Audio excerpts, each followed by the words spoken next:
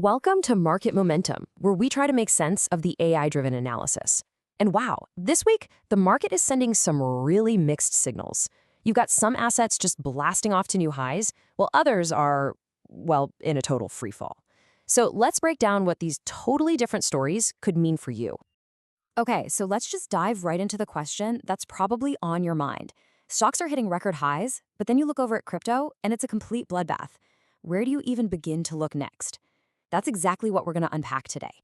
All right. First up, U.S. stocks. Honestly, it feels like they're just defying gravity right now.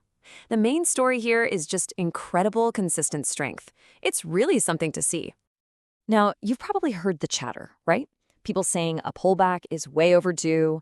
And look, that's always a possibility.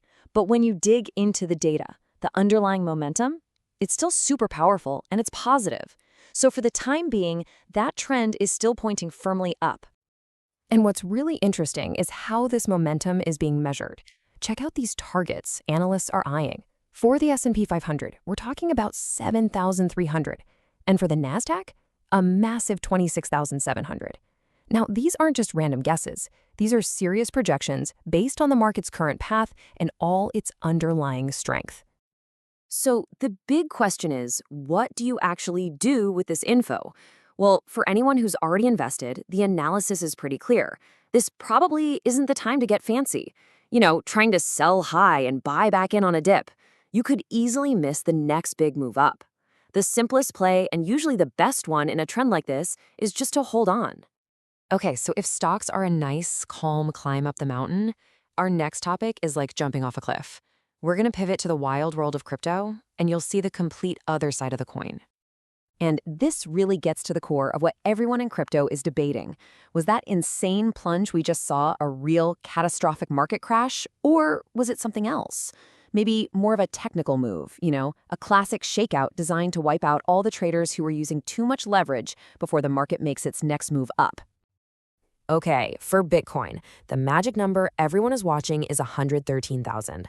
For anyone to feel confident about a real recovery, the price absolutely has to get back above that level and, more importantly, stay there.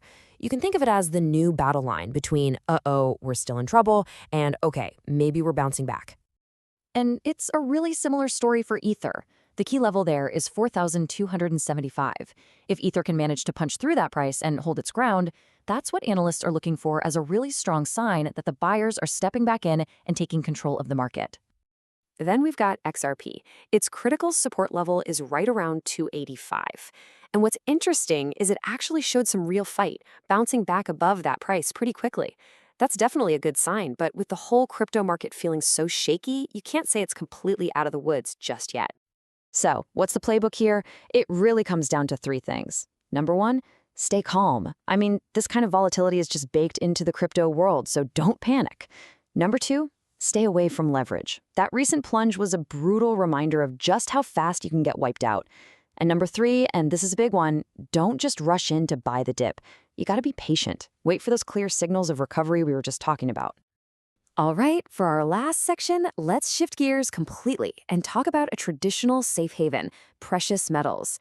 And what's happening here is super interesting because we're seeing a real split in the story between gold and silver.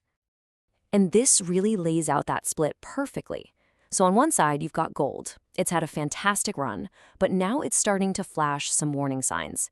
It's bumping up against a big resistance level, and the technicals are screaming that it's overbought, which is just a fancy way of saying it went up too high, too fast. But then you look at silver, and its chart tells a completely different story, one with a lot more room to run. So with gold, the bottom line is that the easy money might be over.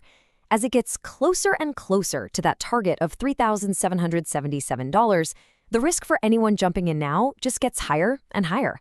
The big gains on this run have probably already happened. But then you pivot to silver. Its next big target is all the way up at $50.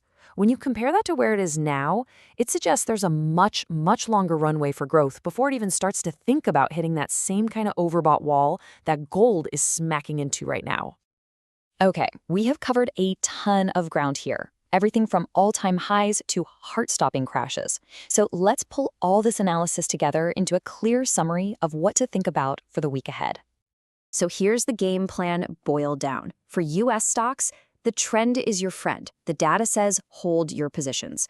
For crypto, it's all about patience. The volatility is insane, so you've got to stay calm and wait for real buy signals before you jump in. And for precious metals, the opportunity might be shifting.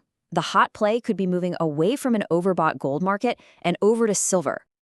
Which leaves us with one final thought to chew on. In a market that's giving off so many conflicting signals, is patience actually your most valuable asset? Something to think about. Thanks so much for joining our channel for this week's analysis. If you got something out of it, your subscription and likes would be really appreciated. We'll see you next time.